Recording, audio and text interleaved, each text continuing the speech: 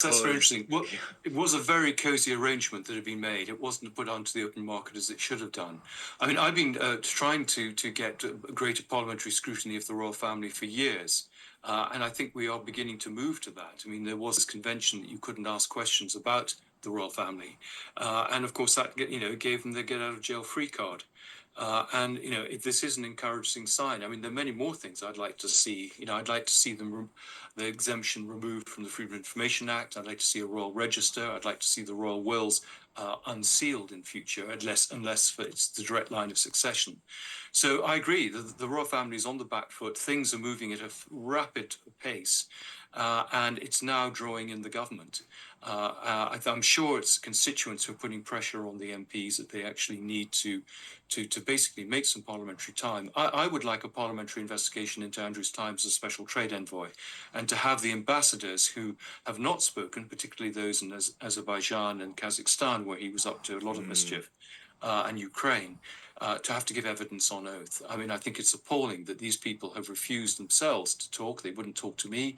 They haven't been talking about what was going on. And I think there's still a lot of pretty damaging material on Andrew to come out. And I think if it's been seen that the British government actually was turning a blind eye to some of these activities, that is as you say, a very big story. The other big story, of course, is that behind the scenes, there is tension between King Charles and his son, the heir to the throne, Prince William, over how to deal not just with Andrew, but the other wayward royals. And what seems to be happening, Andrew, certainly my sense of this, but I'm interested to know what you're hearing, is that William is increasingly winning this battle of wills. And what William wants is for Charles to actually go much further.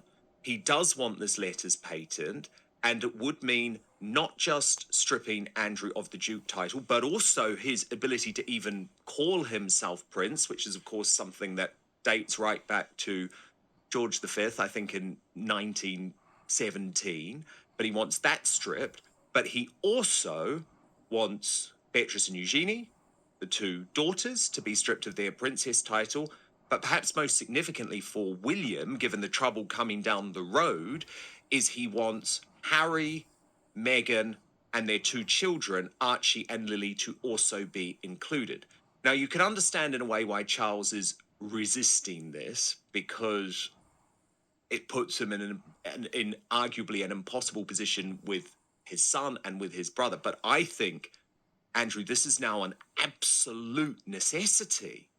And Charles has to do this now because he's losing control. Yep, I agree. I think that your analysis is absolutely right.